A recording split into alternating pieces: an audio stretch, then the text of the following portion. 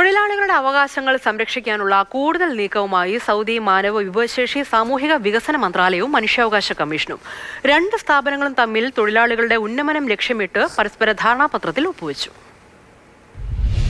സൗദിയിൽ മനുഷ്യാവകാശങ്ങൾ പ്രോത്സാഹിപ്പിക്കുന്നതിനും സംരക്ഷിക്കുന്നതിനും ലക്ഷ്യമിട്ട ധാരണാപത്രത്തിലാണ് മാനവ വിഭവശേഷി സാമൂഹിക വികസന മന്ത്രി അഹമ്മദ് അൽ രാജിയും മനുഷ്യാവകാശ കമ്മീഷൻ പ്രസിഡന്റ് ഹാല അൽ തുവൈജിയും ഇന്ന് റിയാദിൽ വെച്ച് ഒപ്പുവെച്ചത്.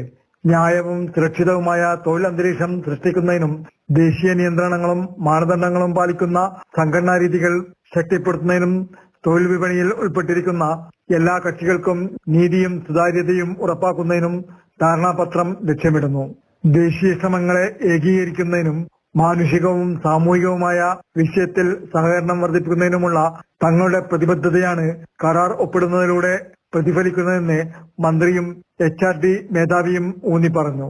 സൗദി വിപണിയുടെ വികസനത്തിന് സംഭാവന നൽകുക, അനുസരണം മെച്ചപ്പെടുത്തുക, ഫലപ്രദമായ നിയന്ത്രണ ചട്ടക്കൂടിലൂടെയും അംഗീകൃത നയങ്ങളിലൂടെയും അവസരങ്ങൾ സംരക്ഷിക്കുക എന്നീ സൗദി വിഷൻ 2030 ലക്ഷ്യങ്ങളുമായി കരാർ ബന്ധിപ്പിച്ചിരിക്കുന്നു. Mathrubhumi news, Riyadh.